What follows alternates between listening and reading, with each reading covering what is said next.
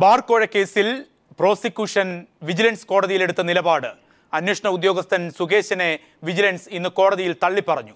SP സുകേശന്റെ അന്വേഷണത്തിൽ വിശ്വാസ്യതയില്ലെന്നും ഇദ്ദേഹത്തിന്റെ മുൻകാല ചരിത്രം പരിശോധിക്കണമെന്നും വിജിലൻസ് നിലപാടെടുത്തു. എന്നാൽ വിജിലൻസിന്റെ നിലപാടിൽ കോടതി അത്ഭുതം രേഖപ്പെടുത്തി. വിശ്വാസമില്ലാത്ത ഒരു ഉദ്യോഗസ്ഥനെ എങ്ങനെ ആ സ്ഥാനത്ത് വച്ചുകൊണ്ട് മുന്നോട്ട് പോകുമെന്ന് വിജിലൻസ് കോടതി ചോദിച്ചു. ഈ വിഷയം ന്യൂസ് ആൻഡ് വ്യൂസ് പരിശോധിക്കുമ്പോൾ P. Jayarajan, D. Sugathan, advocate KP Jayachandran, P. Rajan ഒപ്പം ബിജു രമേശിനെയും പ്രതീക്ഷിക്കുന്നു. ആദ്യം അഡ്വക്കേറ്റ് KP ജയചന്ദ്രനിലേക്ക് ക്ഷമിക്കുക.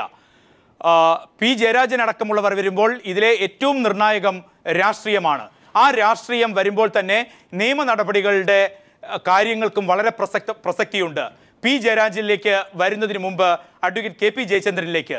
ശ്രീ ജയചന്ദ്രൻ, രാഷ്ട്രീയ വശങ്ങൾ ഇതിൻ്റെ ഏറ്റവും പ്രസക്തമായ വശമാണ്. കോടതിയുടെ നിലപാടുകളിലൊക്കെയും രാഷ്ട്രീയ നിലപാടിന് അത് ആരുടെ ആയാലും അവരെ സംരക്ഷിക്കുക ഭാവിയിലെങ്കിലും അതുതന്നെയായിരിക്കും പ്രോസിക്യൂഷന്റെ നിലപാടായി സർക്കാരിൻ്റെ വാദം കോടതിയിൽ വരുന്നു എന്ന് വിവക്ഷിച്ചാൽ ഇന്ന് കോടതിയിൽ നടന്ന നടപടികൾ ഒരു കേസിൽ ഒരു പ്രോസിക്യൂഷൻ എടുക്കുന്ന നിലപാട് എന്തെങ്കിലും വൈചിത്ര്യം താങ്കൾ കാണുന്നുണ്ടോ? വിരോധാഭാസം എന്ന് ആരെങ്കിലും അതിനെ വിശേഷിപ്പിച്ചാൽ കോടതി തന്നെ അത്ഭുതപ്പെടുമ്പോൾ നീതീകരിക്കപ്പെടുമോ? സ്വാഭാവികമായും ഈ കേസ് രാഷ്ട്രീയ പ്രേരിതമാണ് എന്ന രീതിയിലാണ് പ്രോസിക്യൂഷൻ വാദം ആരംഭിച്ചത് തന്നെ. രാഷ്ട്രീയ പ്രേരിതം എന്ന് പറയുമ്പോൾ ഇത് നമ്മുടെ സമൂഹത്തിൽ വരേണ്ട അല്ലെങ്കിൽ സമൂഹം മുഴുവൻ അറിയേണ്ട ഒരു വിഷയമാണ് ഈ ബാർക്കോഴ എന്ന് പറയുന്നത്. ശ്രീ KM മാണിയെ സംബന്ധിച്ച് അദ്ദേഹം സംസ്ഥാനം ഭരിക്കുന്ന മന്ത്രിമാരിൽ ഒരാളാണ്. അദ്ദേഹം ഒരു രാഷ്ട്രീയ പാർട്ടിയുടെ നേതാവ് കൂടിയാണ്. മറുഭാഗത്ത് 8ഓളം പരാതിക്കാർ ഈ കേസിലെ ഫൈനൽ റിപ്പോർട്ട് അല്ലെങ്കിൽ റഫർ ചെയ്ത റിപ്പോർട്ട് പുനഃപരിശോധിക്കണം എന്നാവശ്യപ്പെട്ടുകൊണ്ട് അന്വേഷണം പുനഃപരിശോധിക്കണമെന്ന് ആവശ്യപ്പെട്ടുകൊണ്ട് കൊടുത്തിരിക്കുന്ന ഹർജികൾ, ആ ഹർജികളിലുള്ള വാദം ഏകദേശം തീരാറായി. എന്നാൽ അതിൽ ചില ആളുകൾക്കുള്ള അസൗകര്യം മൂലം അത് ഇന്നലെ തന്നെ പ്രോസിക്യൂഷൻ ആ വാദം ഏറ്റെടുത്ത് പ്രോസിക്യൂഷൻ പറഞ്ഞ കാര്യങ്ങൾ തന്നെ രാഷ്ട്രീയ പ്രേരിതമായ ഹർജിയാണ് ഇതെന്നാണ്. എന്നാൽ വളരെ വിചിത്രമായ ഒരു കാര്യം, ഞാൻ ആ കേസിൽ ഇന്ത്യൻ അസോസിയേഷൻ ഓഫ് ലോയേഴ്സ് എന്ന് പറയുന്ന അഭിഭാഷക സംഘടനയ്ക്ക് വേണ്ടി അതിൽ ഹാജരാകുന്ന ഒരു അഭിഭാഷകനാണ്. ഇന്ന് ഞാൻ എൻ്റെ വാദം പൂർത്തിയാക്കുകയും ചെയ്തു. പക്ഷേ വളരെ വിചിത്രമായ ഒരു കാര്യം, ഈ പ്രോസിക്യൂഷൻ പറയുന്നത് രാഷ്ട്രീയ പ്രേരിതമാണ് എന്ന് പറയുമ്പോൾ തന്നെ പ്രോസിക്യൂഷൻ വിജിലൻസിനെ തള്ളിക്കൊണ്ടാണോ ഒരു വാദമുഖം നിരത്തി വെക്കുന്നത് എന്ന് ഞാനൊരു സംശയം ഇന്ന് കോടതിയിൽ പ്രകടിപ്പിച്ചു. കാരണം വിജിലൻസിനെ തള്ളി പറഞ്ഞുകൊണ്ട് വിജിലൻസ് ഉദ്യോഗസ്ഥന്മാരുടെ ചില നിഗമനങ്ങൾ തെറ്റാണെന്നും ചില നിഗമനങ്ങൾ ശരിയാണെന്നും എന്നും പറഞ്ഞുകൊണ്ടുള്ള വിചിത്രമായ ഒരു വാദമാണ് അവിടെ നടക്കുന്നത്. ആ വാദമുഖങ്ങളെയെല്ലാം ഖണ്ഡിച്ചുകൊണ്ടുള്ള ചോദ്യങ്ങളും അതിനുള്ള ഉത്തരങ്ങളുമെല്ലാം രണ്ട് ഭാഗത്തു നിന്നും ഉണ്ടായി. അപ്പോഴാണ് ഈ കോടതി സംശയം പ്രകടിപ്പിച്ചത്, ഈ SP എന്ന് പറയുന്ന ഈ അന്വേഷണ ഉദ്യോഗസ്ഥനെന്ന് പറയുന്ന SP-യുടെ പൂർവ്വകാല ചരിത്രം കൂടി അന്വേഷിക്കേണ്ടതില്ലേ എന്നൊരു ചോദ്യം കോടതി സംശയാസ്പദമായ ഒരു സംശയത്തിൻ്റെ രീതിയിൽ ചോദ്യം ചോദിച്ചിട്ടുണ്ട്.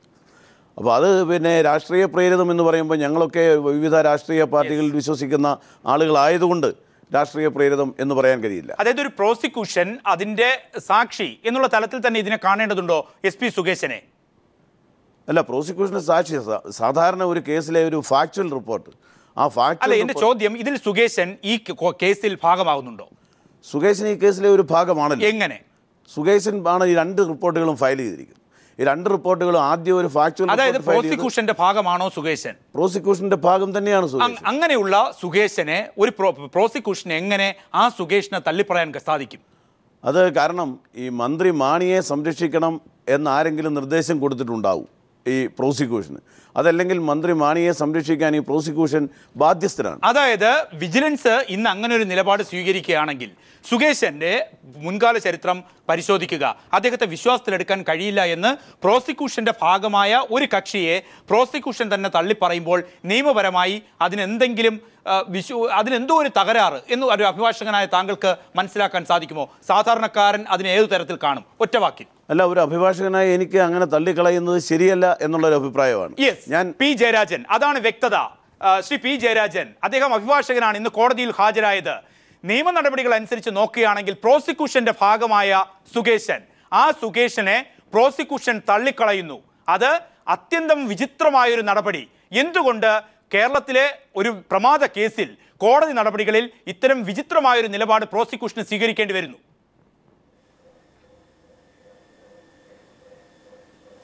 അഴിമതി സംബന്ധിച്ച് അന്വേഷിക്കാൻ നിയമപ്രകാരം നിയുക്തമായിട്ടുള്ള ഒരു അന്വേഷണ ഏജൻസിയാണ് വിജിലൻസ്. ആ വിജിലൻസിലെ ഉദ്യോഗസ്ഥന്മാർ തന്നെ 2 ചേരിയാക്കിയിട്ടാണ് പ്രോസിക്യൂഷൻ ഇന്ന് കോടതിയിൽ സമർപ്പിച്ചതായിട്ട് ഞാൻ മനസ്സിലാക്കുന്നത്. അത് തന്നെ അങ്ങേയറ്റം നിയമവിരുദ്ധമായിട്ടുള്ള കാര്യമാണല്ലോ. അഴിമതി നടത്തിയിട്ടുള്ള ഭരണക്കാരെ രക്ഷിക്കാൻ വേണ്ടി അന്വേഷണ ഏജൻസിയായിട്ടുള്ള വിജിലൻസിലെ ഉദ്യോഗസ്ഥന്മാരെ തന്നെ വേർതിരിക്കുകയാണ് 2 തട്ടിൽ. ഈ കേസ് അന്വേഷിച്ചിട്ടുള്ള SP സുകേശനെതിരായിട്ട് ഇന്ന് കോടതിയിൽ പ്രോസിക്യൂഷൻ വാദിച്ചത് അദ്ദേഹത്തിൻ്റെ മുൻകാല ചരിത്രം പരിശോധിക്കണമെന്നാണ്. ഇവിടെ അന്വേഷണത്തിന് പ്രധാനപ്പെട്ട മേൽനോട്ടം വഹിച്ച ആളാണല്ലോ സുകേശൻ. അപ്പോൾ ആ SP അവിശ്വസിക്കാൻ വേണ്ടിയിട്ടാണ് കോടതിയിൽ വാദിക്കുന്നത്. എത്ര വിചിത്രമായിട്ടുള്ള വാദഗതിയാണ് ഉന്നയിക്കുന്നത് എന്ന് മാത്രമല്ല, ഇവിടെ യഥാർത്ഥത്തിൽ രാഷ്ട്രീയ പ്രേരിതമായി കോഴ വാങ്ങിച്ചിട്ടുള്ള KM മാണിയെ രക്ഷിക്കാനുള്ള രാഷ്ട്രീയ നീക്കമാണ് യഥാർത്ഥത്തിൽ കേരളത്തിലെ ഗവൺമെൻറ് നടത്തിക്കൊണ്ടിരിക്കുന്നത്.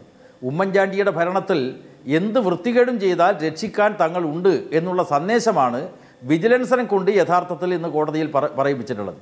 2014 ഏപ്രിൽ മാസത്തിൽ മാണിയുടെ ഔദ്യോഗിക വസതിയിൽ പോയിട്ട് 1 കോടി ഉറുപ്പിക 418 പൂട്ടിയ ബാറുകൾ തുറക്കുന്നതിന് വേണ്ടി കൈക്കൂലി കൊടുത്തു എന്നതാണല്ലോ കേസ്. ആ കേസിൽ യഥാർത്ഥ സാക്ഷിയായിട്ടുള്ള ബിജു രമേശിൻ്റെ ഡ്രൈവറായിട്ടുള്ള അമ്പിടിയുടെ മൊഴി ഇന്നലെ വിജിലൻസ് കോടതിയിൽ തന്നെ അത് ശാസ്ത്രീയമായിട്ടുള്ള തെളിവിൻ്റെ അടിസ്ഥാനത്തിലാണ് എന്ന് തന്നെ വിജിലൻസ് കോടതി നിരീക്ഷിക്കുകയുണ്ടായി. ഇന്നിപ്പോൾ അത്തരമൊരു നിരീക്ഷണവുമായി മുന്നോട്ട് പോകുന്ന കോടതിയെ വഴിതെറ്റിക്കാൻ വേണ്ടിയുള്ള ആസൂത്രിതമായിട്ട് ശ്രമമാണ് പ്രോസിക്യൂഷൻ്റെ ഭാഗത്തുണ്ടായത്. ഞാൻ നേരത്തെ പറഞ്ഞതുപോലെ വിജിലൻസ് ഉദ്യോഗസ്ഥന്മാരെ തന്നെ, വിജിലൻസ് ഒരു യൂണിറ്റാണല്ലോ, ആ യൂണിറ്റ് ഒന്നിച്ച് നിൽക്കേണ്ടതിന് പകരം ആ വിജിലൻസിലെ ഉദ്യോഗസ്ഥന്മാരെ തന്നെ 2ആക്കി തിരിച്ചുകൊണ്ട് ഒരു ഉദ്യോഗസ്ഥനെ, അത് പ്രത്യേകിച്ച് ഈ അന്വേഷണത്തിന് മേൽനോട്ടം വഹിച്ച ഉദ്യോഗസ്ഥനെ ഒരു വിശ്വാസ്യതയില്ലാത്ത ഉദ്യോഗസ്ഥനായിട്ട് ചിത്രീകരിക്കുക. വ്യക്തമാണ് ശ്രീ പി ജയരാജൻ. ബിജു രമേശ്, താങ്കൾ ആ പേരിവിടെ ഉന്നയിക്കുന്നു. പീപ്പിൾ TVയിലൂടെയാണ് ബാർക്കോഴ കേസ് അതിന്റെ വിശദാംശങ്ങൾ ലോകമറിഞ്ഞത്. ബിജു രമേശ് നമ്മോടൊപ്പമുണ്ട്.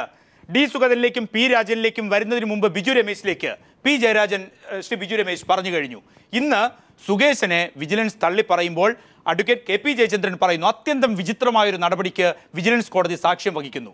ആ ഉദ്യോഗസ്ഥരെ ചേരിതിരിക്കാൻ വേണ്ടിയുള്ള ബോധപൂർവ ശ്രമം കോടതിയിലേക്ക് ഒരു രാഷ്ട്രീയം കടത്തിവിടുന്നു.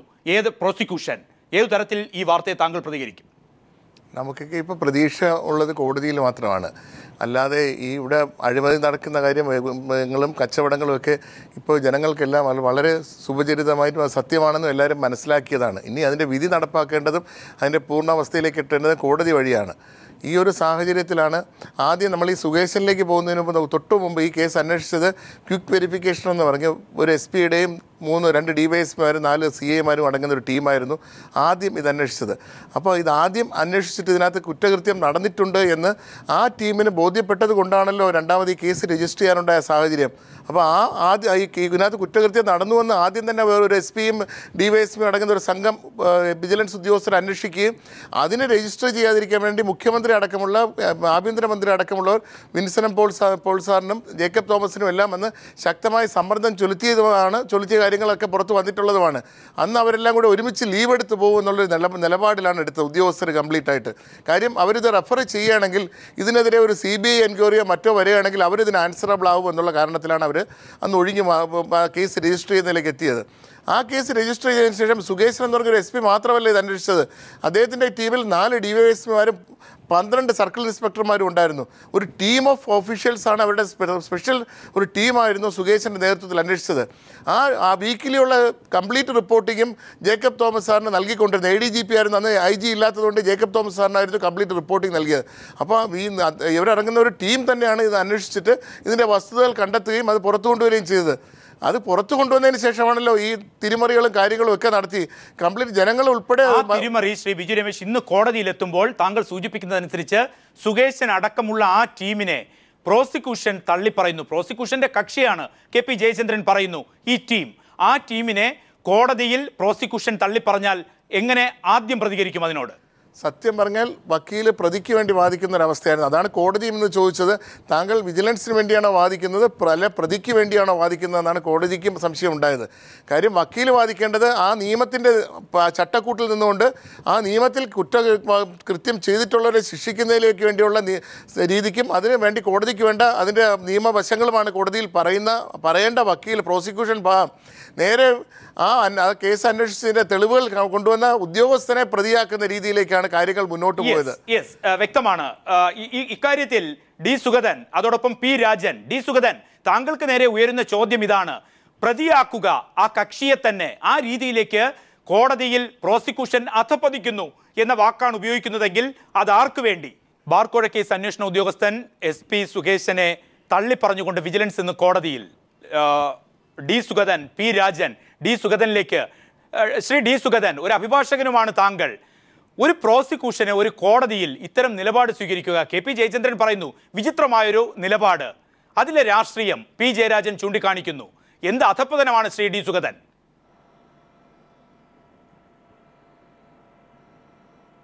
ഇത് നമുക്ക് എല്ലാവർക്കും അറിയാവുന്ന കാര്യങ്ങളല്ലേ. ഈ ബിജു രമേശ് ഒരു ബ്ലാക്ക് മെയിലിംഗ് കേസ് ഉണ്ടാക്കി എന്നുള്ളതാണ് യഥാർത്ഥ പ്രശ്നം. അതിപ്പോൾ അതിൻ്റെ ആൻറ്റി ക്ലൈമാക്സിലായി, അത് തെളിവില്ലെന്ന് തള്ളിക്കളഞ്ഞു. റഫർ റിപ്പോർട്ടിന്മേലുള്ള ഒരു ചർച്ച മാത്രമാണ് നടക്കുന്നുള്ളൂ. കോടതി പറഞ്ഞ ഒരു കാര്യം പറഞ്ഞില്ല. ഇതേ കോടതി വേറൊരു കാര്യം കൂടെ പറഞ്ഞു. മാണി സാറ് ചോദിക്കുകയോ വാങ്ങുകയോ ചെയ്ത് തെളിവില്ലെന്ന് കൂടി പറഞ്ഞിട്ടുണ്ട്. നമ്മൾ ഒരു ഭാഗം മാത്രമേ ചർച്ച ചെയ്യുന്നുള്ളൂ. അപ്പോൾ സുകേശ് അന്വേഷിച്ചു, ശരി തന്നെ, അദ്ദേഹത്തിൻ്റെ മേളിൽ വേറെ ഉദ്യോഗസ്ഥന്മാരില്ലേ, അത് സ്ക്രൂട്ടിനി ചെയ്തപ്പോഴത്തേക്ക് തെളിവില്ല എന്ന് കണ്ടുകൊണ്ട് തന്നെയാണ് കേസ് റെഫർ ചെയ്തത്. പിന്നെ FIR എടുത്തതിനെ കുറിച്ച്, FIR എടുത്തത് സുപ്രീം കോടതിയുടെ വിധിയുടെ അടിസ്ഥാനത്തിലാണ്. Lathakumari versus state of UP, നമ്മുടെ ഗവർണർ ചീഫ് ജസ്റ്റിസ് ആയിരുന്നു വിധിച്ച കേസാണ്. പക്ഷേ ഡി സുഗതൻ, അപ്പോഴും ഉയരുന്ന അതൊക്കെ എല്ലാവർക്കും അറിയാം. ശ്രീ ഡി സുഗതൻ, പ്രോസിക്യൂഷൻ ഒരു നിലപാട് എന്താണ്? കോടതിയിൽ പ്രോസിക്യൂഷന്റെ നിലപാട് അതും എല്ലാവർക്കും അറിയാം. മറ്റാരെക്കാളും വ്യക്തമായി താങ്കൾക്കും അറിയാം. ആ പ്രോസിക്യൂഷൻ അതിൻ്റെ ഭാഗമായ ഒരു ഉദ്യോഗസ്ഥനെ കോടതിയിൽ പരസ്യമായി തള്ളിപ്പറഞ്ഞാൽ പിന്നെ ആ നടപടിക്രമങ്ങളുടെ വിശ്വാസ്യത എന്തായിരിക്കും? തെളിവുകൾ പരിശോധിക്കുക, അതിൽ വിധി പറയുക, അതാണ് കോടതി. പക്ഷേ ആ തെളിവുകൾ അട്ടിമറിക്കപ്പെട്ടാലോ?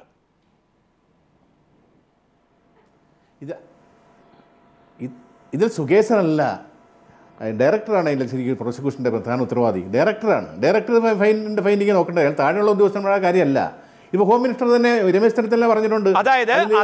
അതായത് ബിജു രമേശ് അടക്കം ആരോപിക്കുന്നത് വിൻസെന്റ് ആദ്യത്തെ വസ്തുതാവിവര റിപ്പോർട്ട് സുകേശന്റെ എല്ലാവർക്കും അറിയാം. അതിന്റെ ബേസിലാണ് ആദ്യമായി അതിൽ കേസ് വരുന്നതും. സുകേശന്റെ വസ്തുതാവിവര റിപ്പോർട്ട് വരുന്നു. അതിൽ മാണി കുറ്റക്കാരനാണെന്ന് പറയുന്നു. ആദ്യം മറ്റേ രാജ്മോഹൻ എന്ന് പറഞ്ഞ SP യുടെ നേതൃത്വത്തിലായിരുന്നു ആദ്യ അന്വേഷണം. സുകേശന്റെ വസ്തുതാവിവര റിപ്പോർട്ട് എന്ത് പറയുന്നു? ആദ്യം ക്വിക്ക് വെരിഫിക്കേഷൻ നടത്തി. ആ ക്വിക്ക് വെരിഫിക്കേഷനിൽ വന്ന റിപ്പോർട്ട് അടിസ്ഥാനത്തിലാണ് കേസ്. അപ്പോൾ അതിൽ ഈ പറയപ്പെടുന്ന അതിൽ തെളിവുകളില്ലെങ്കിൽ ക്വിക്ക് വെരിഫിക്കേഷനോട് തന്നെ വെരിഫിക്കേഷൻ ക്ലോസ് ചെയ്യാമായിരുന്നു. അതാണ് ചോദ്യം. അങ്ങനെ വരുമ്പോൾ താങ്കൾ പറയുന്നു ഡയറക്ടറുടെ നിലപാട് അംഗീകരിക്കണമെങ്കിൽ അവിടെയാണ് ആരോപണം വരുന്നത്. വിൻസെന്റ് പോളിന്റെ കടുത്ത സമ്മർദ്ദത്തെ തുടർന്ന് SP സുകേശൻ നിലപാടുകളിൽ മാറ്റം വരുത്തുന്നു. അത് പിന്നീടുള്ള കാര്യം. പക്ഷേ ആദ്യത്തെ കാര്യം കോടതി പരിഗണിക്കുമ്പോൾ തുടരന്വേഷണമാണ് ഇവിടുത്തെ വിഷയം. അവിടെ പറയുന്നു SP സുകേശനെ വിശ്വസിക്കാൻ പറ്റില്ല.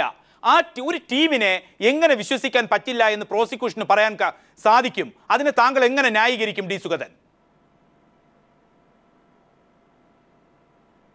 ഇതൊക്കെ ഹിയർസയാണ്. കോടതി പറഞ്ഞ ഹിയർസേ, കേട്ടുകേഴ്വി. Hearsay is not an evidence. Yes, അത് താങ്കളുടെ നിലപാടാണ്. പി ജയരാജൻ അതിന് മറുപടി പറയും. ശ്രീ പി രാജൻ, ഇത്തരത്തിലാണോ വസ്തുതകൾ? ഒരു മാധ്യമ പ്രവർത്തകൻ എന്ന രീതിയിൽ വളരെ നാളും രാഷ്ട്രീയവും ഈ നിയമ നടപടികളും ഒക്കെ അടുത്തെറിഞ്ഞ വ്യക്തിയാണ് താങ്കൾ. ഡി സുഗതൻ അടക്കമുള്ളവർ ഈ ന്യായീകരണത്തിൽ നിലനിൽക്കുമ്പോൾ പൂർണ്ണമായും സുതാര്യമായൊരു നടപടിക്രമം ഇന്നും ഇന്നലെയും കോടതികളിൽ വന്നിരിക്കുന്നു പ്രോസിക്യൂഷന്റെ ഭാഗത്ത്. കണക്കാക്കാമോ?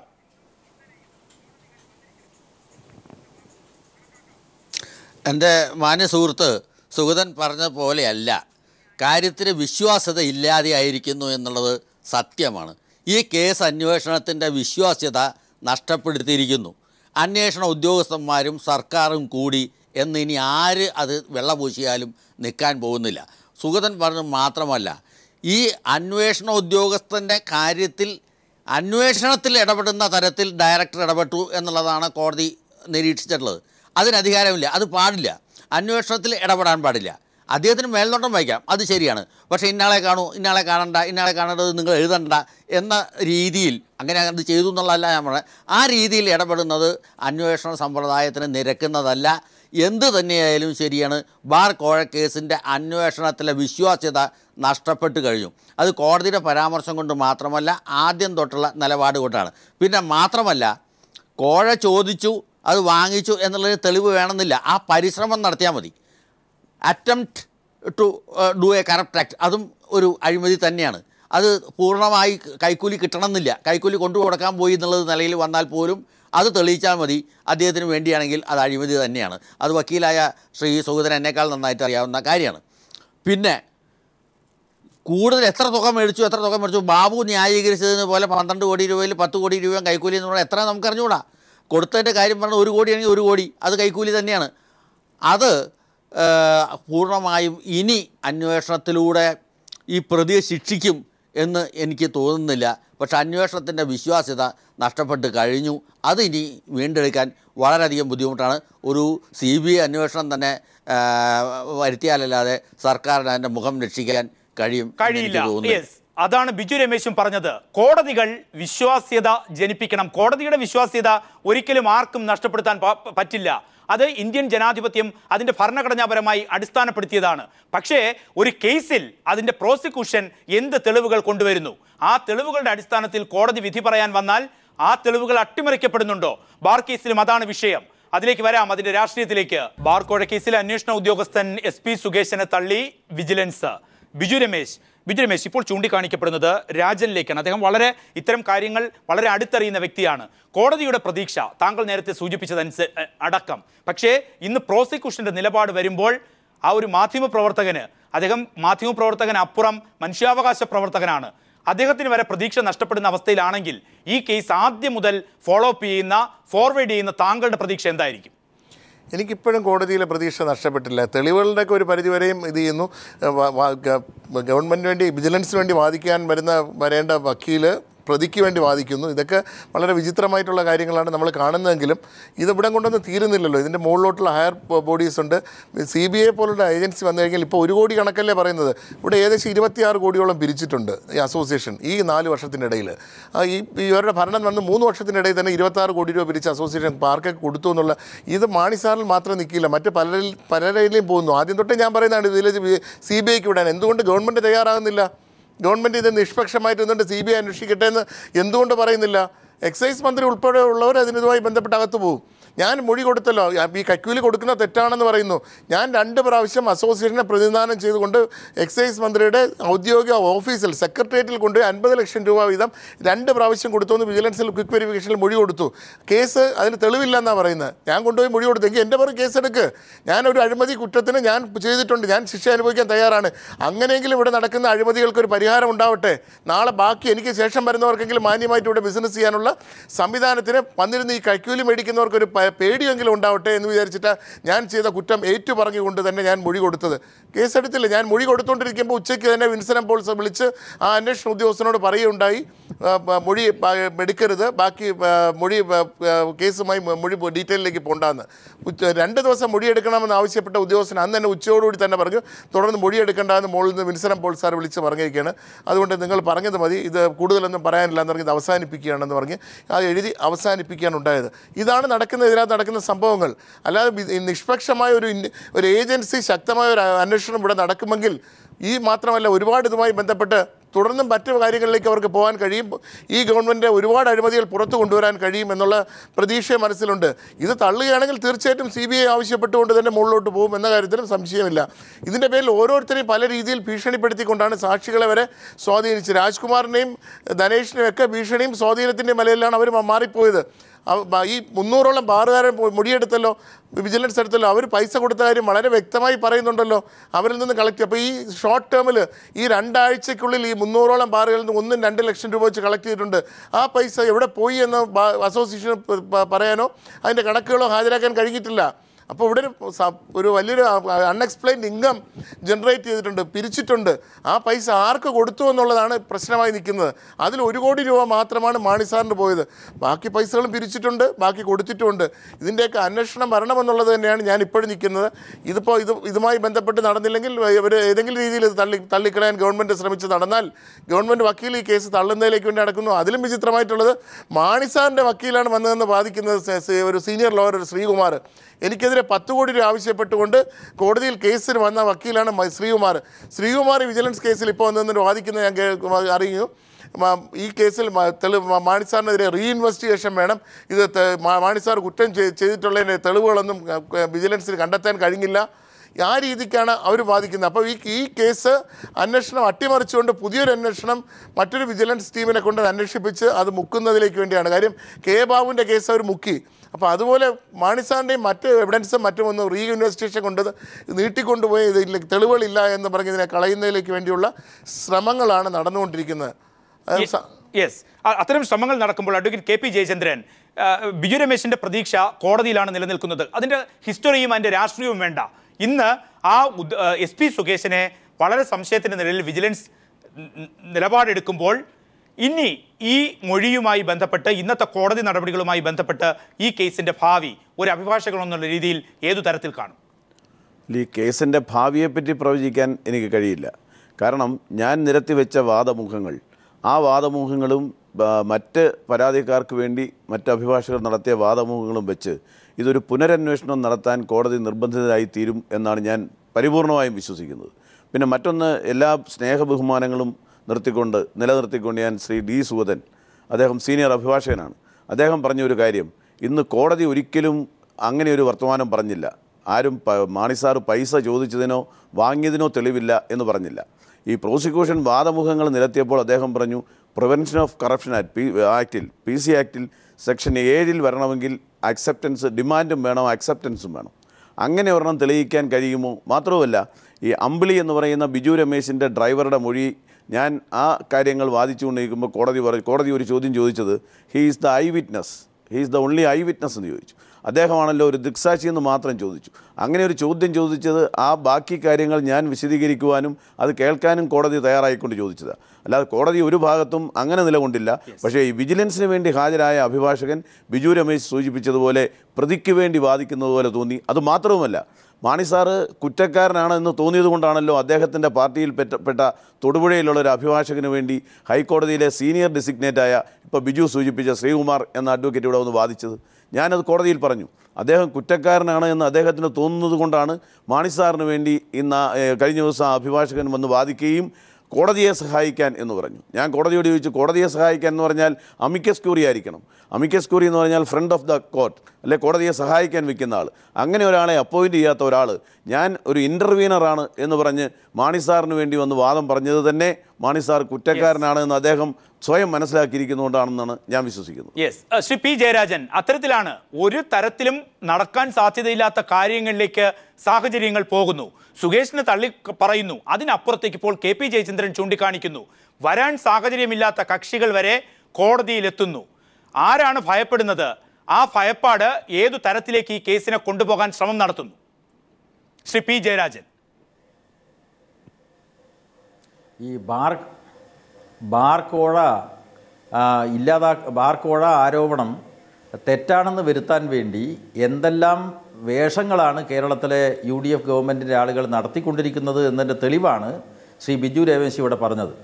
നേരത്തെ എൻ്റെ സുഹൃത്ത് ശ്രീ D സുഗതൻ പറഞ്ഞത് കേട്ടപ്പോൾ എനിക്ക് ഒരു ചോദ്യം മാത്രമേ അദ്ദേഹത്തോട് ചോദിക്കുവാനുള്ളൂ. ഈ ബാർക്കോഴ കേസ് അന്വേഷിക്കാനുള്ള വിജിലൻസിൻ്റെ അന്വേഷണ സംഘ തലവൻ ആരാണ്? അത് SP സുകേശനല്ലേ? ആ സുകേശൻ എന്ന് പറയുന്ന അന്വേഷണ സംഘ തലവനെയാണ് വിജിലൻസിന് വേണ്ടി ഹാജരാകുന്ന പ്രോസിക്യൂഷൻ ഇവിടെ തള്ളിപ്പറഞ്ഞിട്ടുള്ളത്. അതേക്കുറിച്ച് സുഗതൻ എന്താണ് പറയാനുള്ളത്? ഇവിടെ ബിജു രമേശ് വേറൊരു കാര്യം കൂടി പറഞ്ഞല്ലോ. ശ്രീകുമാർ എന്ന അഡ്വക്കേറ്റിനെ ഹാജരാക്കിക്കൊണ്ട് ഈ കേസിൻ്റെ തുടരന്വേഷണം എന്ന് പറഞ്ഞുകൊണ്ട് മാണിയെയും കൂട്ടരെയും രക്ഷിക്കാനുള്ള മറ്റൊരു ശ്രമത്തിന് ഇവിടെ വാതിൽ തുറന്നിട്ടിരിക്കുകയാണ്. അപ്പോൾ യഥാർത്ഥത്തിൽ തട്ടിപ്പുകാരെ രക്ഷപ്പെടുത്താൻ വേണ്ടിയുള്ള വാദങ്ങളാണ് വിജിലൻസ് എന്ന് പറയുന്ന അഴിമതി സംബന്ധിച്ച് അന്വേഷിക്കാനുള്ള ഏജൻസിയെ കൊണ്ട് ഇപ്പം നടത്തിക്കൊണ്ടിരിക്കുന്നത്. അതിൻ്റെ ഭാഗമായിട്ടാണ് അന്വേഷണ സംഘത്തലവനായിട്ടുള്ള SP-യുടെ വിശ്വാസ്യത തന്നെ ചോദ്യം ചെയ്തുകൊണ്ടുള്ള നിലപാട് പ്രോസിക്യൂഷൻ സ്വീകരിക്കുന്നത്. അപ്പോൾ കേരളത്തിലെ UDF ഗവൺമെൻറ് അഴിമതി നടത്തുക മാത്രമല്ല, അഴിമതി സംബന്ധിച്ച് അന്വേഷിക്കുന്ന വിജിലൻസ് പോലീസിൽ തന്നെ തങ്ങളുടെ ആജ്ഞാനുവർത്തികളെ സൃഷ്ടിക്കുകയാണ്. ഇവിടെ അന്വേഷണ തലവൻ്റെ മേലെ ഒരു ഉത്തരവ് വഴി വിജിലൻസ് ഡയറക്ടർ ഇടപെട്ടു എന്നതാണ് ഇവിടെ മനസ്സിലാവുന്നത്. അപ്പോൾ തീർച്ചയായിട്ടും തട്ടിപ്പിന് കൂട്ടുനിൽക്കുന്ന ഒരു ഭരണമാണ് കേരളത്തിലെ UDFൻ്റെ ഭരണം. അതാണ് ഇന്ന് കോടതിയിൽ മറനീക്കി പുറത്തു വന്നിട്ടുള്ളത്. യെസ്, അത്തരം മറകൾ നീക്കുമ്പോൾ Shri D. Sugathan pin point ചെയ്താണ് ക്വസ്റ്റ്യൻസ് P. ജയരാജൻ ചോദിച്ചിരിക്കുന്നത്. താങ്കളുടെ മറുപടിക്ക് പ്രസക്തിയുമുണ്ട്. ബാർക്കോഴ കേസിൽ അന്വേഷണ ഉദ്യോഗസ്ഥൻ സുകേശിനെ എന്തിന് വിജിലൻസ് കോടതിയിൽ തള്ളിപ്പറയണം? D. സുഗതനിലേക്ക്. ശ്രീ D. സുഗതൻ, ബിജു രമേശ് പറഞ്ഞതനുസരിച്ചായാലും അഡ്വക്കേറ്റ് KP ജയചന്ദ്രൻ ചൂണ്ടിക്കാണിച്ചതനുസരിച്ചായാലും P. ജയരാജൻ ചൂണ്ടിക്കാണിച്ചതനുസരിച്ചായാലും, ഞാൻ ഈ പേരുകൾ ചൂണ്ടിക്കാണിക്കാൻ കാരണം സമൂഹത്തിലെ വ്യത്യസ്ത തലങ്ങളിലുള്ളവർ ഒരേ അഭിപ്രായം. താങ്കളുടെ മുന്നിൽ P. ജയരാജൻ പിൻ പോയിന്റ് ചെയ്ത് ചോദ്യങ്ങൾ ചോദിച്ചു. വ്യക്തമായ ഉത്തരമുണ്ടോ താങ്കൾക്ക്?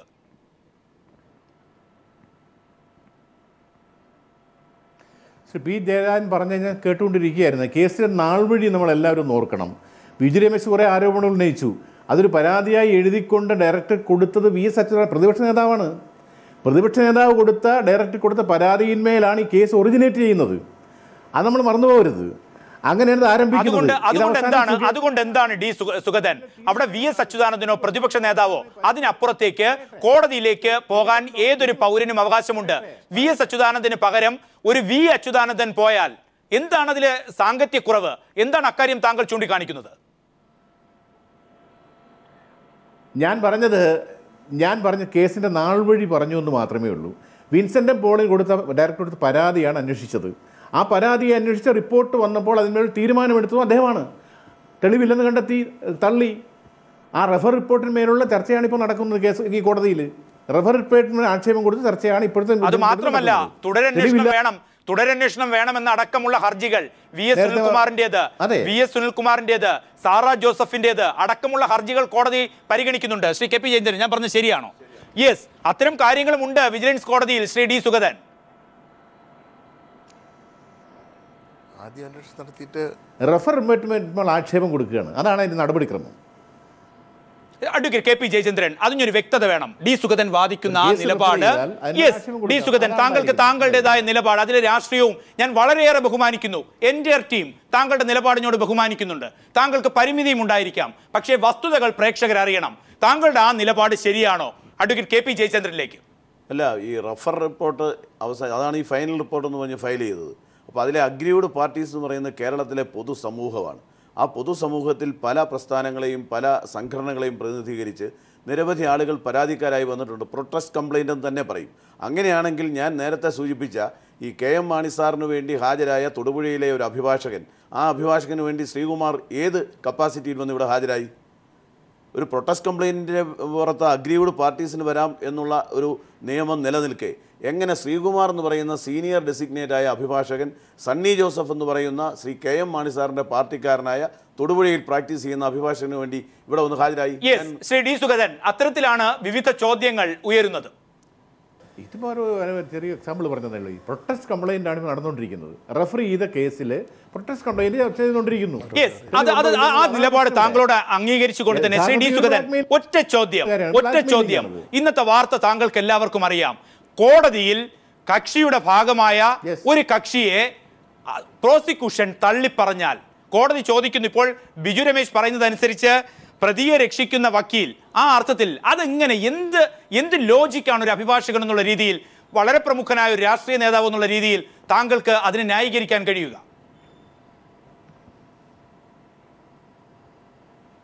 അല്ല, അന്വേഷണത്തിലെ പോരായ്മ ഉണ്ടെങ്കിൽ അവർ പറയാമല്ലോ. അന്വേഷണത്തിൽ പോരായ്മയുണ്ടെന്നുള്ളൊരു സമ്മതം മാത്രമാണത്. അത്രേ ഉള്ളൂ. ആര് സമ്മതിക്കുന്നു? അന്വേഷണത്തിൽ ഡിഫക്ട്സ് ഉണ്ടെന്നുള്ള സമ്മതമാണ്. അത് മാത്രമാണ് ഉണ്ടായത്. അതായത് സുകേശന്റെ അന്വേഷണത്തിൽ പോരായ്മയുണ്ടെന്ന് പ്രോസിക്യൂട്ടർ പറയുന്നു. സുകേശന്റെ അന്വേഷണത്തിൽ പോരായ്മയുണ്ട്. പോരായ്മയല്ല, സുകേശൻ അന്വേഷണത്തിന് വന്ന റിപ്പോർട്ട് ശരിയല്ല. പോരായ്മയല്ല, ശരിയല്ല. അത് ശരിയല്ല എന്നാണ് പറഞ്ഞത്.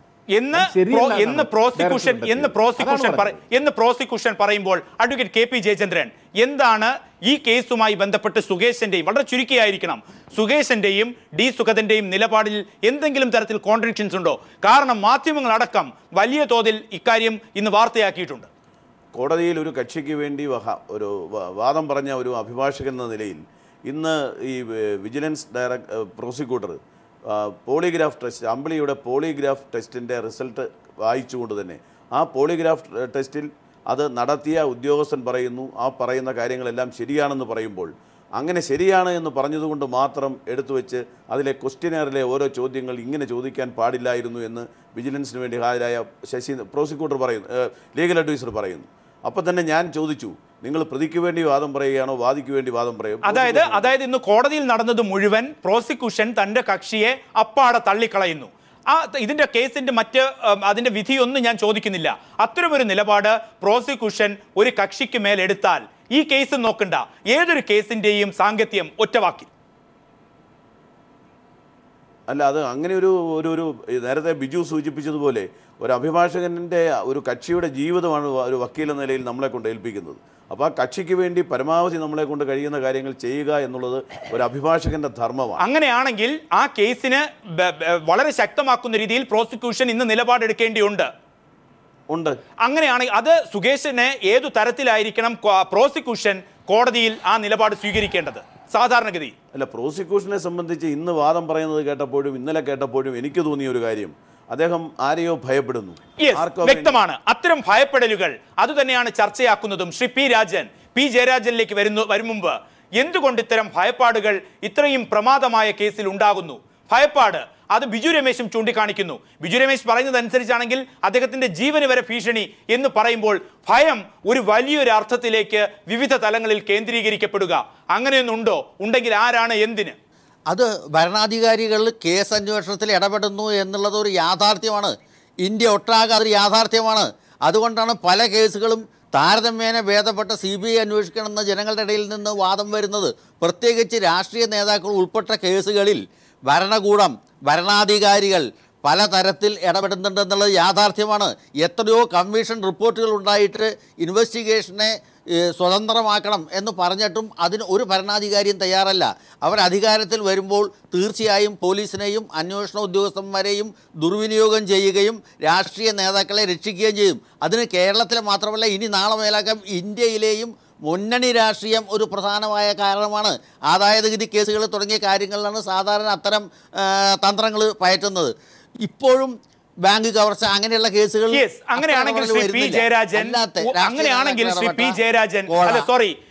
ശ്രീ പി രാജൻ ഈ കേസിൽ ബിജു രമേശ് അടക്കം KP ജയചന്ദ്രൻ അടക്കം പറയുന്ന രീതിയാണെങ്കിൽ ഫിയർ സൈക്കോളജി അത് അതിന്റെ കൃത്യമായ സൂക്ഷ്മ തലങ്ങളിൽ നടപ്പാക്കാൻ ബോധപൂർവം ഏതോ കോണുകൾ ശ്രമിക്കുന്നു. ഒരു സൈക്കോളജിക്കൽ ഫാക്ടർ സംശയിക്കാമോ? സംശയമുണ്ട്.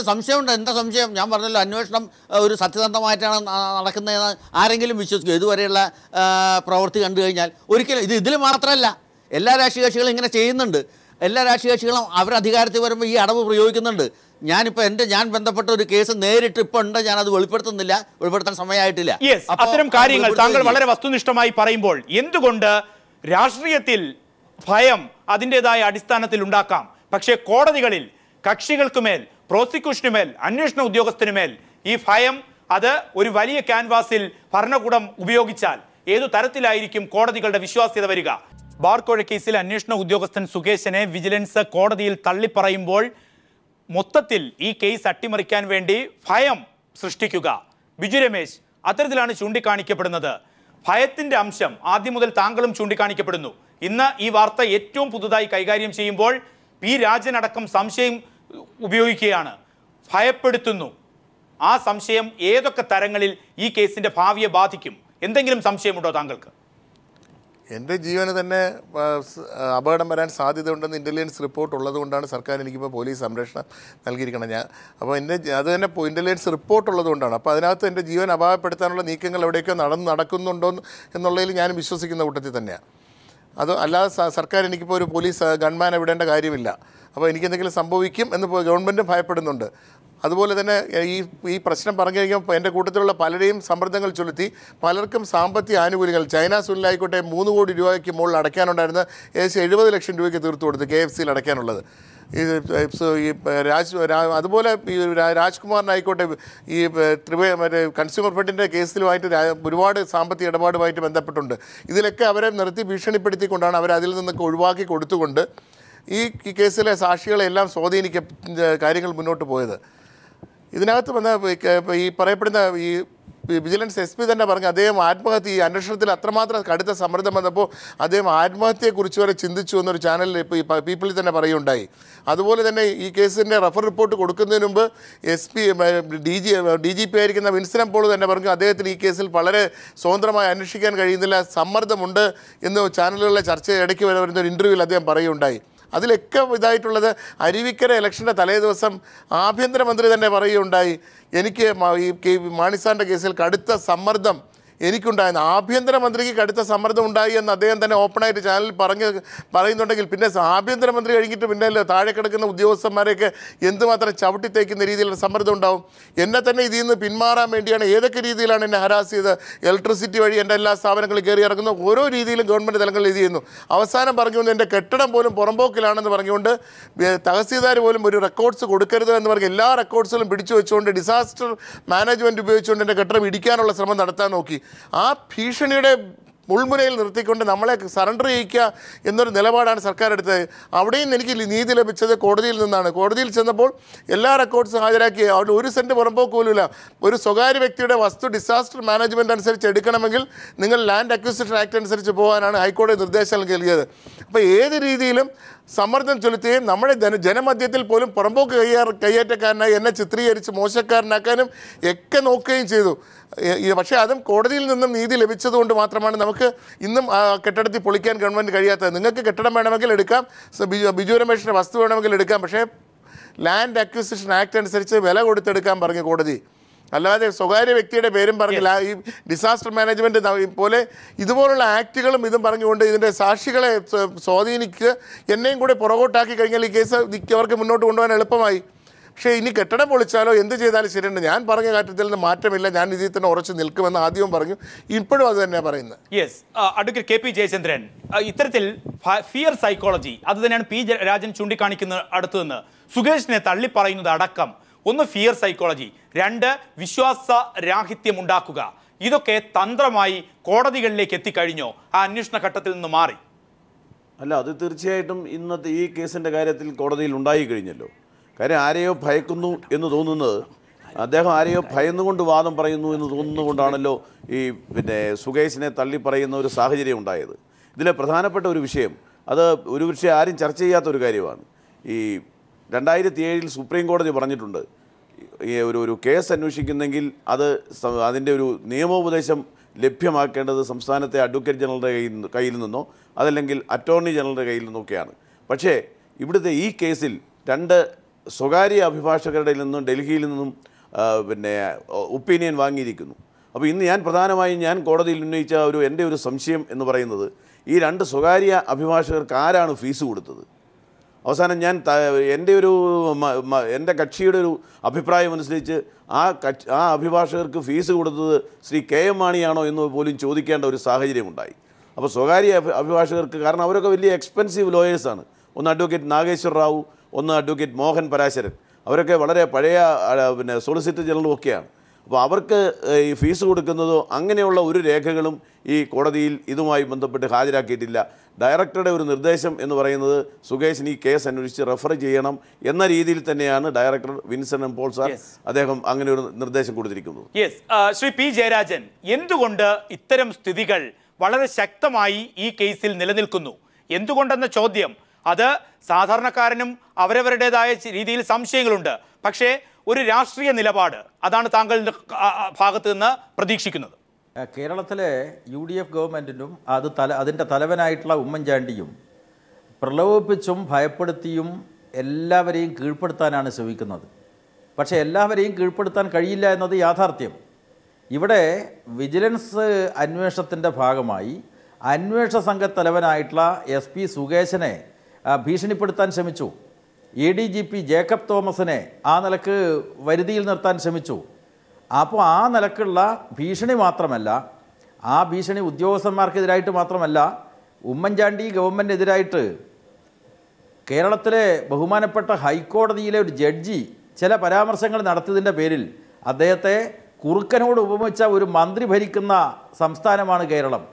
അപ്പോൾ ഉമ്മൻചാണ്ടിയുടെ ഭരണത്തിൽ ജഡ്ജിമാർക്ക് പോലും ഭീഷണി നേരിടേണ്ടി വന്ന ഒരു സാഹചര്യം നമ്മൾ മനസ്സിലാക്കണം. അപ്പോൾ അതുകൊണ്ട് പ്രലോഭിപ്പിച്ചും ഭയപ്പെടുത്തിയും ഉദ്യോഗസ്ഥരെയും ജുഡീഷ്യൽ ഉദ്യോഗസ്ഥന്മാരെ പോലും കീഴ്പ്പെടുത്തുന്ന സമീപനമാണ് കേരളത്തിലെ ഉമ്മൻചാണ്ടിയുടെ ഗവൺമെൻറ് കൈക്കൊണ്ടുവരുന്നത്. അതിൻ്റെ കാര്യങ്ങളാണ് ഇന്ന് വിജിലൻസ് കോടതിയിലും നമുക്ക് മനസ്സിലാക്കാൻ വേണ്ടി കഴിയുന്നത്, നമുക്ക് മുന്നിൽ വെളിപ്പെട്ടുകൊണ്ടിരിക്കുന്നത്. Yes, Shri D. സുഗതൻ, എന്തുകൊണ്ട് ഒരു ഭയപ്പാടിൻ്റെ അവസ്ഥ ഉണ്ടാക്കുന്നു, സമ്മർദ്ദമുണ്ടാക്കുന്നു, അതിനപ്പുറത്തേക്ക് സ്വാധീനിക്കാൻ ശ്രമിക്കുന്നു? ഇത്തരത്തിൽ ഈ P. ജയരാജൻ അടക്കമുള്ളവർ, KP ജയചന്ദ്രനെ പോലെയുള്ളവർ, ബിജു രമേശ് ഇപ്പോൾ ചൂണ്ടിക്കാണിച്ചു. കോടതിയിലേക്ക് അതെത്തുന്ന അവസ്ഥ എത്ര പരിതാപകരമാണെന്നാണ് P. രാജൻ ചോദിക്കുന്നത്.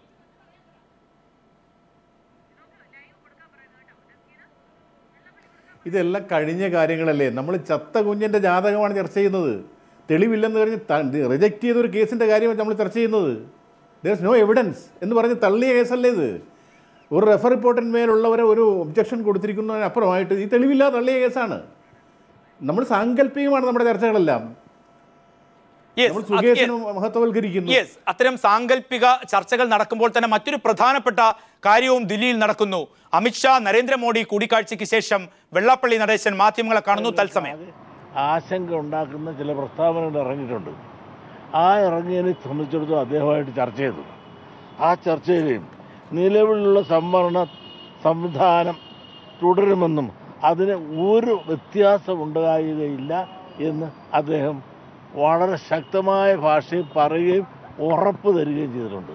അതായത് എൻ്റെ അർത്ഥം, സംവരണം ഇന്ന് നിലവിലുള്ളതിനെപ്പറ്റി നിങ്ങൾക്ക് യാതൊരു ആശങ്കയും വേണ്ട, അതിനെ സംബന്ധിച്ചിടത്തോളം ഒരു മാറ്റവുമില്ലാതെ തുടർന്നും നടന്നിരിക്കും എന്ന് അദ്ദേഹം വളരെ ശക്തമായ ഭാഷയിൽ ഉറപ്പെന്ന് പ്രധാനമന്ത്രി മാത്രമല്ല BJPയുടെ പ്രസിഡന്റ് കൂടെ സന്നിഹിതനായിരുന്നു ആ സമയത്ത്, അമിത്ഷാ. മറ്റൊന്ന് ഞങ്ങൾ ആവശ്യപ്പെട്ടത് ശങ്കർ സാറിൻ്റെ പ്രതിമ അനാവരണം സംബന്ധിച്ച കാര്യമാണ് പറഞ്ഞിരുന്നത്. അത് ഏതാണ്ട് ഡിസംബറോടുകൂടി അദ്ദേഹം അവിടെ എത്തിക്കൊള്ളാമെന്നും ഞങ്ങളോട് വാക്ക് പറയുണ്ടായി. എന്നാൽ പൊതുവായ മറ്റു ചില കാര്യങ്ങളും കൂടി പറയുണ്ടായി. കാരണം കേരളത്തെ സംബന്ധിച്ചിടത്തോളം സെൻട്രൽ ഗവൺമെൻറ്റിൻ്റെ വ്യവസായ സ്ഥാപനങ്ങൾ വളരെ കുറവാണ് കേരളത്തിൽ. തൊഴിലില്ലാത്ത അഭ്യസ്തവിദ്യരായ ഒരുപാട് ചെറുപ്പക്കാർ കേരളത്തിലുണ്ട്. അതുകൊണ്ട് ഒരു സെൻട്രൽ ഗവൺമെൻറ് വ്യവസായ സ്ഥാപനങ്ങൾ കേരളത്തിൽ തുടങ്ങുവാനും അതിനുള്ള ഭൗതിക സാഹചര്യങ്ങളും സ്ഥലവും വെള്ളവും അങ്ങനെ എല്ലാം സൗകര്യങ്ങളുമുള്ള കേരളത്തിൽ ഒന്ന് മാറ്റി നിർത്താതെ സെൻട്രൽ ഗവൺമെൻറ് വ്യവസായ സ്ഥാപനങ്ങൾ അവിടെ തുടങ്ങണമെന്നും അദ്ദേഹത്തെ ആവശ്യപ്പെട്ടു.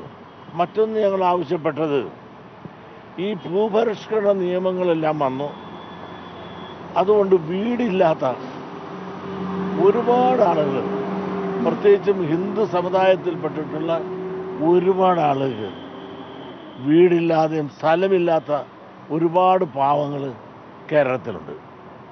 അവരെ സംബന്ധിച്ചിടത്തോളം D. സുഗതനിലേക്ക്. ശ്രീ D. സുഗതൻ, വെള്ളാപ്പള്ളിയുടെ തത്സമയ മാധ്യമങ്ങളെ കാണുന്ന പ്രസ്താവനയിലേക്ക് പോകേണ്ടത് കൊണ്ടാണ് അല്പസമയം ഡിലേ വന്നത്. P. ജയരാജൻ ചൂണ്ടിക്കാണിച്ചതും അഡ്വക്കേറ്റ് KP ജയചന്ദ്രൻ ചൂണ്ടിക്കാണിച്ചതും അടക്കം സമ്മർദ്ദവും ഭയവും അതോടൊപ്പം തന്നെ പ്രലോഭനവും അത് രാഷ്ട്രീയത്തിൽ പുറത്ത് നടന്നത് ബിജു രമേശ് വ്യക്തമാക്കി കഴിഞ്ഞു. കോടതിക്കുള്ളിലേക്ക് എത്തിയിരിക്കുന്നു. നാണംകെട്ട അവസ്ഥയെന്നാണ് അഡ്വക്കേറ്റ് KP ജയചന്ദ്രൻ പറഞ്ഞത്.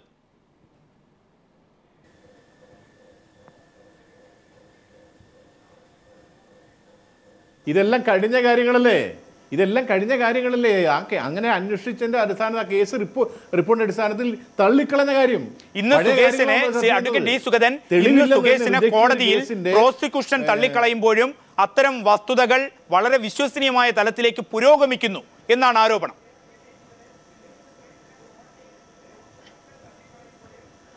ഞാൻ ഈ കേസ് നടത്തി പരിചയമുള്ള ആളാണ്. കേസ് ഡയറി CD-യിൽ പല കാര്യങ്ങളും കാണും. ഫൈനൽ റിപ്പോർട്ടേ കോടതി അംഗീകരിക്കൂ. CD പല കാര്യങ്ങളും, പല അന്വേഷണ റിപ്പോർട്ടും അതിനകത്ത് കാണും. അതിന് ഫൈനൽ റിപ്പോർട്ടാണ് കോടതി പരിഗണിക്കുക. കേസ് ഡയറി ഒക്കെ കൈകാര്യം ചെയ്ത് പരിചയമുള്ള ആളാണ്, ഞാൻ കൊണ്ട് പറഞ്ഞതാണ്. നമ്മൾ ഈ മറ്റു കാര്യങ്ങളെക്കുറിച്ച് കോൺടാക്ട് ചെയ്യാത്ത ആ റിപ്പോർട്ടിനകത്തുള്ള കാര്യങ്ങളെക്കുറിച്ച് കാര്യം, ഫൈനൽ റിപ്പോർട്ടാണ് കോടതി അംഗീകരിക്കുക.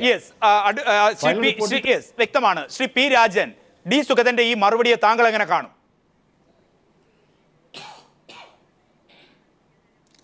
അദ്ദേഹം പറഞ്ഞതാണ് ശരി. കേസ് അവസാനം തെളിയാൻ പോകുന്നില്ല. കാരണം ഇൻവെസ്റ്റിഗേഷൻ പ്രോപ്പർ അല്ല. ഇൻവെസ്റ്റിഗേഷൻ പ്രോപ്പർ അല്ലാത്തടത്തോളം അങ്ങനെയല്ലേ വരുള്ളൂ. പോലീസിനല്ലേ കേസ് തെളിയിക്കാൻ പറ്റുള്ളൂ. വാദിക്ക് താല്പര്യമില്ല പ്രതിയെ ശിക്ഷിക്കണമെന്ന്, പിന്നെ എങ്ങനെ ശരിയാവണത്? അതാണ് അടിസ്ഥാന പ്രശ്നം. അടിസ്ഥാന പ്രശ്നം വളരെ വ്യക്തമാണ് ശ്രീ പി രാജൻ. അതാണ് അടിസ്ഥാന പ്രശ്നം, ഈ ചർച്ചയുടെയും അടിസ്ഥാന പ്രശ്നം. ബിജു രമേശ്, പ്രോസിക്യൂഷന് താല്പര്യമില്ല, വാദിക്ക് താല്പര്യമില്ലാത്തൊരു കേസ് കോടതിയിൽ നടന്നുകൊണ്ടിരിക്കുന്നു. ഇതുവരെ ഈ കേസ് മുന്നോട്ട് കൊണ്ടുപോയ താങ്കൾക്ക് പി രാജൻ പറഞ്ഞതിൽ നിന്ന് എന്താണ് പ്രതീക്ഷ? ആ പ്രതീക്ഷ തെറ്റിയാൽ ഭാവി നടപടി എന്തായിരിക്കും? ഗവൺമെൻറ്റാണ് വാദി. ഗവൺമെൻറ്റിന് വേണ്ടി വാദിക്കുകയാണ് ഈ പ്രോസിക്യൂഷൻ ചെയ്യുന്നത്. എപ്പോഴും ഈ കുറ്റകൃത്യം നടന്നിട്ടുണ്ടെങ്കിൽ അതിന് വാദിക്കേണ്ടത് ഗവൺമെൻറ്റാണ്.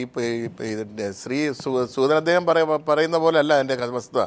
ആദ്യമെങ്കിൽ ഇതിനകത്ത് തെളിവുകളില്ലെങ്കിൽ എന്തുകൊണ്ടാണ് ക്വിക്ക് വെരിഫിക്കേഷൻ നടത്തിയ ശ്രീ സുകേശൻ അല്ല, ശ്രീ രാജ്മോഹൻ എന്ന് പറയുന്ന ഒരു SP-യും അദ്ദേഹത്തിൻ്റെ ഒരു സംഘവുമാണ് ഇൻഡിപെൻഡൻ്റായിട്ട് ആദ്യം ഈ ഇതിനെക്കുറിച്ച് അന്വേഷിച്ചത്, ഈ പറയപ്പെടുന്ന കാര്യങ്ങളെക്കുറിച്ച്. അങ്ങനെയാണെങ്കിൽ തോൽപ്പിക്കപ്പെടുന്ന ഒരു കേസ് അത് തോറ്റാൽ അങ്ങനത്തെ ഒരു അസംഷനിലാണ് ആ ചോദ്യമെങ്കിൽ, താങ്കൾ പല ആവർത്തി പറഞ്ഞിട്ടുള്ളതാണെങ്കിൽ കൂടി കോടതിയിലാണ് താങ്കളുടെ പ്രതീക്ഷ. ആ പ്രതീക്ഷ നശിച്ചാൽ കോടതിയിൽ ഈ കൃത്യം തെളിയിക്കേണ്ട വക്കീലാണ് വന്നതെന്ന് പറയുന്നത് കുറ്റകൃത്യം നടന്നിട്ടില്ല എന്ന്. ആ രീതിക്കാണ് കാര്യങ്ങൾ പോകുന്നത്. കുറ്റവാളിയുടെ വക്കാലത്തെടുത്ത് വാദിക്കുന്ന ഒരു വിചിത്രമായ രംഗങ്ങളാണ് ഈ 2 ദിവസമായി വിജിലൻസ് കോടതി നടക്കുന്നത്. ഇതിപ്പോൾ അങ്ങനെ എന്തെങ്കിലും കാരണം കൊണ്ട് കോടതി ഈ കേസ് തള്ളുകയാണെങ്കിൽ തീർച്ചയായിട്ടും ഈ അന്വേഷണമല്ല. അവരിപ്പോൾ ആവശ്യപ്പെടുന്നത് കംപ്ലീറ്റ് മാണിസാറിൻ്റെ തന്നെ അഭിഭാഷകൻ വന്ന് ആവശ്യപ്പെടുന്ന ഈ അന്വേഷണം ശരിയല്ല എന്ന് ഒന്നുകൂടി വിജിലൻസിനെ കൊണ്ട് വേറെ ഉദ്യോഗസ്ഥനെ കൊണ്ട് അന്വേഷിപ്പിക്കണമെന്ന്. അത് ഒന്നീ ഡിലേ ടാറ്റിക്സോ അല്ലെങ്കിൽ വേറെ ഉദ്യോഗസ്ഥനെ കൊണ്ട് ഇത് ശക്തമായ രീതിയിൽ ക്ലോസ് ചെയ്യുന്നതിലേക്ക് വേണ്ടിയുള്ള നടപടിയാണ്. കാര്യം 10 കോടി രൂപയ്ക്ക് വേണ്ടി മാണിസാറിന് അപ്പീൽ ചെയ്ത അത്തരമൊരു അവസ്ഥയിൽ അങ്ങനെ ഈ കേസ് മുന്നോട്ട് പോവുകയാണെങ്കിൽ ബാർക്കോഴ കേസിന്റെ അവസ്ഥ എന്തായിരിക്കും?